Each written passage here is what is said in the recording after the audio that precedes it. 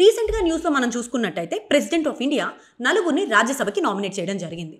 The big breaking news coming in at this hour. 4 new faces are heading to the Rajya Sabha. ఇవాళ వీడియోలో మనం అసలు parliament ఏంటి, పార్లమెంట్లో ఎన్ని హౌసెస్ ఉంటాయి, అండ్ దాంతోపాటు రాజ్యసభలో ఎందుకని నామినేట్ చేస్తారు, అండ్ ఎవరినైతే నామినేట్ చేస్తున్నామో మనం ఇంటెండెడ్గా నామినేట్ చేసినటువంటి పద్ధతి ఏదైతే ఉందో దానివల్ల బెనిఫిట్ పొందుతున్నామా లేదా, అంటే ఛాలెంజెస్ ఏంటి అనే విషయాలు మనం ఇవాళ డిస్కస్ చేసుకోబోతున్నాం. సో ఫస్ట్ క్వశ్చన్, ఎవరిని నామినేట్ చేశారు? వెరీ ఎమినెంట్ పర్సన్స్ని నామినేట్ చేశారనమాట. ఫస్ట్ పర్సన్ వచ్చేటప్పటికి హర్షవర్ధన్ సింగ్లా గారు, అండ్ సెకండ్ పర్సన్ వచ్చేటప్పటికి ఉజ్వల్ నికమ్ గారు, and third person Meenakshi Jain, and దాంతోపాటు నాలుగవది మాస్టర్. సో ఈ నలుగురిని రాజ్యసభకి నామినేట్ చేయడం జరిగింది. ఒక్కొక్కరి గురించి మనం చూసుకున్నట్టయితే హర్షవర్ధన్ సింగ్లా గారు స్పెసిఫిక్గా ఈజ్ వెరీ ఫేమస్ అనమాట. ఆయన ఫారెన్ సెక్రటరీగా కూడా పనిచేశారు, అండ్ దాంతోపాటు బంగ్లాదేశ్కి హై కమిషనర్గా కూడా పనిచేశారు. ఈయన రాజ్యసభలోకి రావడం వల్ల మనకి ఫారెన్ అఫైర్స్ విషయంలో కానివ్వండి, అలాంటి డిబేట్స్ చేయాలి అంటే ఎంతో సహాయకరంగా అవబోతుంది. రెండోది వచ్చేటప్పటికి ఉజ్వల్ నికమ్ గారు. సో మనందరికీ 26/11 టెర్రర్ అటాక్స్ తెలుసు, one of the gravest incidences. So ఈ టైంలో అజ్మల్ కసబ్ని ప్రాసిక్యూట్ చేసింది, ఆ టైంలో పబ్లిక్ ప్రాసిక్యూటర్గా ఉండి న్యాయాన్ని గెలిపించారు ఆయన. అండ్ మూడవది వచ్చేటప్పటికి మీనాక్షి జైన్ గారు, ఈవిడ ఢిల్లీ యూనివర్సిటీలో ప్రొఫెసర్గా పనిచేస్తున్నారు, అండ్ దాంతోపాటు వెరీ ఎమినెంట్ హిస్టారియన్ ఈవిడ. నాలుగోది వచ్చేటప్పటికి సుందరం మాస్టర్ గారు, ఈయన ఒక బీజేపీ కార్యకర్త, స్పెసిఫిక్గా కేరళలో 1994లో ఎలిజిడ్లీ సిపిఐఎం వాళ్ళు చేసినటువంటి అటాక్ వల్ల ఈయన 2 కాళ్ళు కోల్పోవడం జరిగింది. సో ఈ నలుగురు ఎమినెంట్ పర్సన్స్ని రాజ్యసభలోకి ఇంక్లూడ్ చేసుకోవడం జరిగింది నామినేషన్ ద్వారా. ఎవరు నామినేట్ చేస్తారు? ప్రెసిడెంట్ ఆఫ్ ఇండియా నామినేట్ చేస్తారు. ఇప్పుడు రెండో క్వశ్చన్ ఏంటి అంటే, అసలు పార్లమెంట్లో ఎన్ని హౌస్లు ఉంటాయి? ఒకటి అప్పర్ హౌస్ అంటారు, అదే Rajya Sabha or council of states అంటారు. రెండోది వచ్చేటప్పటికి లోవర్ హౌస్ ఆర్ లోక్సభ. అయితే దాంతోపాటు పార్లమెంట్లో ప్రెసిడెంట్ కూడా పార్ట్గా ఉంటారనమాట. సో నెక్స్ట్ క్వశ్చన్ ఏంటంటే, ఏ ఆర్టికల్ ప్రకారం వీళ్ళని నామినేట్ చేస్తారు? అది వచ్చేటప్పటికి ఆర్టికల్ 80. ఆర్టికల్ 80 ప్రకారము 12 మందిని నామినేట్ చేసే అవకాశం ఉంటుంది. అయితే మొత్తం రాజ్యసభలో ఎంతమంది ఉంటారు? రాజ్యసభలో మొత్తము 250 మెంబర్స్ ఉంటారు. ఈ 250 మెంబర్స్లో 238 మెంబర్స్ ఎలక్షన్ ద్వారా వెళ్తే 12 మంది నామినేషన్ ద్వారా వెళ్తారు.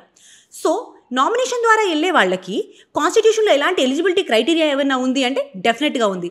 అవేంటివి అంటే art, literature, science and social service. వీటిలో స్పెషల్ నాలెడ్జ్ ఉన్న వాళ్ళని ఇందులో నామినేట్ చేయడం జరుగుతుంది. సో ఇప్పుడు వస్తున్నటువంటి నెక్స్ట్ క్వశ్చన్ ఏంటి అంటే, ఏవైతే నామినేషన్స్ చేస్తున్నారో అవి ఎంతవరకు, అంటే మనం ఎమినెంట్ పర్సన్స్ని తీసుకురావాలి అని కదా ఈ నామినేషన్స్ చేస్తుంది, అవి ఎంతవరకు ఇంటెండెడ్ బెనిఫిట్ని ఇస్తున్నాయి, అంటే ఎంతవరకు ఎమినెంట్ పర్సన్స్ వస్తున్నారు అనేది మనం చూసుకున్నట్టయితే, ప్రీవియస్గా మనం చూసుకున్నట్టయితే రాజ్యసభలో సుధామూర్తి గారిని నామినేట్ చేయడం జరిగింది.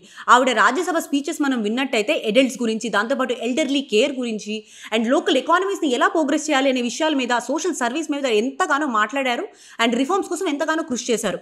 అండ్ ఆ తర్వాత ప్రీవియస్గా మళ్ళీ పిటి ఉషా గారిని కూడా మనం నామినేట్ చేయడం జరిగింది. సో ఆవిడ చూసుకున్నట్టయితే స్పెసిఫిక్గా స్పోర్ట్స్ పాలసీస్ గురించి మాట్లాడడం జరిగింది రాజ్యసభలో. సో ఇలాంటి వాళ్ళంతా రాజ్యసభలో నామినేట్ చేయబడితే ఏమవుతుంది అంటే, ఆ డొమైన్స్ ఉంటాయి కదా, ఆ డొమైన్ స్పెసిఫిక్గా ఎక్స్పర్టీస్ ఉన్న వాళ్ళు ఆ డొమైన్కి తగ్గట్టుగా మాట్లాడతారు. అంటే ఎక్స్పర్ట్ ఒపీనియన్ అనేది అవైలబుల్గా ఉంటుంది అనేది మనం అర్థం చేసుకోవాలి ఇక్కడ. కానీ నిజానికి ఎంతవరకు క్రిటిసిజమ్స్ ఉన్నాయనేది కూడా చూసుకోవాలన్నమాట. ఫస్ట్ క్రిటిసిజం ఏంటి అంటే, ఈ నామినేటెడ్ మెంబర్స్ మీద అటెండెన్స్ అనేది తక్కువగా ఉండడము. 2012లో మనం చూసుకున్నట్టయితే సచిన్ టెండూల్కర్ గారిని, రేఖా గారిని ఇదే టైంలో వాళ్ళు నామినేట్ చేయడం జరిగింది. సో ఓవరాల్గా 300 పైగా మీటింగ్స్ జరిగినట్టయితే రాజ్యసభవి, సచిన్ టెండూల్కర్ కానీ రేఖా గారు కానీ దాదాపు ఒక 40-50 కన్నా ఎక్కువ అటెండ్ కాలేదన్నమాట. ఇది ఒక రిపోర్ట్ చెప్తుంది. సో దీనివల్ల ఏమర్థమవుతుంది అంటే, రాజ్యసభలో నామినేట్ చేసిన వారు చాలామంది అటెండెన్స్ అనేది చాలా తక్కువగా ఉంది. సో దానివల్ల వాళ్ళ స్పెసిఫిక్గా డొమైన్ ఎక్స్పర్టీస్ అనేది ఎక్కడ యూజ్ అవుతుంది అనే విషయం డౌట్. రెండో విషయం ఏంటి అంటే, పోస్ట్ రిటైర్మెంట్ ఆప్షన్ అనమాట. ఇక్కడ స్పెసిఫిక్గా మనం రంజన్ గొగోయ్ గారి కేసులో చూడొచ్చు. రంజన్ గొగోయ్ గారు CJIగా పనిచేశారు, అంటే చీఫ్ జస్టిస్ ఆఫ్ ఇండియాగా పనిచేశారు. ఈయన చీఫ్ జస్టిస్ ఆఫ్ ఇండియాగా పనిచేసిన తర్వాత 4 నెలల లోపల ఈయన రాజ్యసభలోకి నామినేషన్ పదవిలో వచ్చేశారు. సో దీన్ని బట్టి ఏమర్థమవుతుంది ఇక్కడ అంటే, ప్రతిసారి ఇది పోస్ట్ రిటైర్మెంట్ ఆప్షన్ కాదు, బట్ చాలా మందికి ఇది పోస్ట్ రిటైర్మెంట్ ఆప్షన్. అంటే గవర్నమెంట్కి తగ్గట్టుగా ఫేవర్గా ఏమైనా చేస్తే మనం రాజ్యసభలోకి ఎంటర్ అవ్వచ్చు అనేటటువంటి ఒక ఆలోచన కల్పించే అంశంగా కనిపిస్తుంది ఇది ఇక్కడ. మూడో చూసుకున్నట్టయితే నామినేటెడ్ మెంబర్స్కి ఒక వెసులుబాటు ఉంటుంది. అదేంటి అంటే, వాళ్ళు జాయిన్ అయిపోయిన, అంటే నామినేట్ అయిన తర్వాత 6 నెలల లోపల వాళ్ళు ఏదో ఒక పొలిటికల్ పార్టీలోకి వెళ్ళే అవకాశం ఉంటుందన్నమాట. అంటే స్పెసిఫిక్గా ఇక్కడ మనం చూసుకున్నట్టయితే చాలామంది నామినేటెడ్ మెంబర్స్ ఆ తర్వాత అక్కడ ఉన్నటువంటి రూలింగ్ పార్టీలోకి వెళ్ళడం మనం అబ్జర్వ్ చేయొచ్చు. సో దీన్ని బట్టి వాళ్ళ యొక్క డెసిషన్స్ కానివ్వండి, వాళ్ళ యొక్క డిబేట్స్ కానివ్వండి, వీటి యొక్క ఇండిపెండెన్స్ని మనం క్వశ్చన్ చేయొచ్చు. అంటే నిజానికి ఒక పార్టీకి ఎఫిలియేషన్ ఉన్నట్టే కదా, ఇండైరెక్ట్గా చూసుకున్నట్టయితే ఉండే అవకాశం కూడా ఉంటుంది ఇందులో. అండ్ 4వ మోస్ట్ ఇంపార్టెంట్ విషయం ఏంటి అంటే పొలిటికల్ ఇన్ఫ్లుయెన్స్. అంటే చాలామంది మనం చూసుకున్నట్టయితే నామినేటెడ్ నెంబర్స్ మీద క్రిటిసిజం వచ్చేది ఏంటంటే పొలిటికల్ ఇన్ఫ్లుయెన్స్. అంటే ఇప్పుడు ఫర్ ఎగ్జాంపుల్ ఇప్పుడు కేరళలో మనకి ఎక్కువగా పట్టు కావాలనుకోండి, అక్కడ ఉన్నటువంటి కొంతమందిని నామినేట్ చేయడము. సో ఆ పార్టీ ఏదైతే ఉంటుందో ఆ పార్టీ ఇన్రోడ్స్ ముందుకెళ్ళడానికి ఆ స్పెసిఫిక్ రీజన్ని టార్గెట్ చేసి అక్కడి నుంచి నామినేట్ చేస్తున్నారు అనేటటువంటి క్రిటిసిజమ్స్ కూడా ఉన్నాయి దీని మీద. అయితే మీరు కామెంట్ సెక్షన్లో ఇలాంటి వాటికి మనం ఇంకా ఏం చేయొచ్చు, అంటే ఇలాంటివి జరగకుండా చూడాలంటే ఎలాంటి వే ఫార్వర్డ్ అనేది ఉండాలి అనేది చెప్పండి. Thank you so much.